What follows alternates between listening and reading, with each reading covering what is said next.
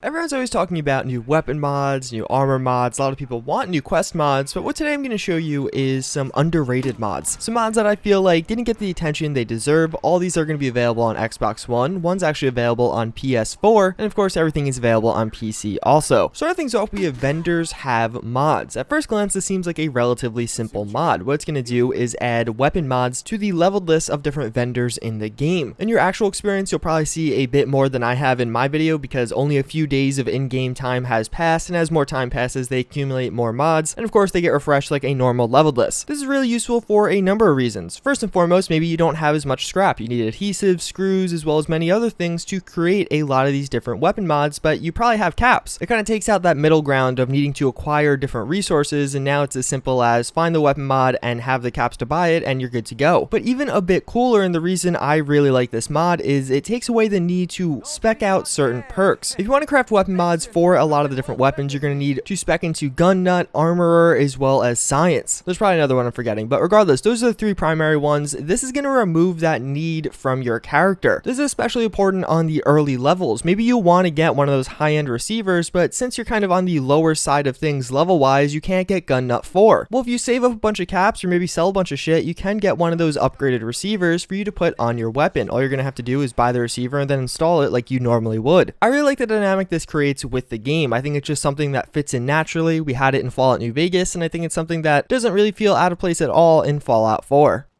So we have a pretty cool one. This is going to be called Nuka World Glory. More or less what this is going to do is change it so Nuka World is restored to its former glory, and by that all the crap and garbage scattered around the park is largely removed. Things look much better, they look repaired. It doesn't look like a desolate wasteland, but it actually looks like something that people are living in, and again, it just makes it a little bit more exciting to explore this. Things feel a bit fresher, and I guess you could kind of look at this in two ways. Maybe you're saying Fallout 4 takes place in a post-apocalyptic setting and it should be trashed and there's a bunch of raiders living there. But on the flip side, there are a bunch of people living there actively selling things. They have money. Why wouldn't they want to kind of clean up where they're living at least a little bit? This is a mod that got barely any attention, but I actually think it makes a pretty huge improvement into Nuka World. And even though it sounds kind of silly or stupid, it really does make a big difference when exploring the park. You want to kind of explore it more, seeing it in this clean state rather than having crap everywhere and things being extremely cluttered. So we have one of my personal favorite mods, and that's going to be Fallout 4 War Tags. What this mod is going to do is add in not a new power armor, but new power armor paint jobs. These are some really high quality paint jobs. I'm actually not even using the highest quality version. There's a 4K option. I'm only using the 2K option, but it's going to add these paint jobs to all of the vanilla power armor types that have kind of custom decals on them. Some of them have custom lettering and text that's kind of era specific, so things that would appear in the 60s. Other ones have faction specific logos as well as some writing that's associated with this faction. Regardless though, I think they just look awesome, especially the skull on the helmet. That's one of my favorite parts about this mod. Many people do focus on using some big fancy power armor mod, but I think this is really a good option if you either want to have less space used, there's file size limitations on Xbox One, or even if you just want to use some of those vanilla armors. It spices things up a little bit, making them feel definitely different and more distinctive than their original vanilla options, but at the same time, it's not changing things overwhelmingly. All around, I really freaking like this mod. It's one of my favorite mods again. These different paint jobs are available on all the different armor types. I'm only showing you some of them, and the different variants do have differences between them. So a T60 variant, even though it is named the same way as the XO1 variant, where the skull is placed might be different and things like that. A lot of fun. It was just ported over to Xbox One a few months ago, and if you haven't downloaded it already, I definitely recommend you do.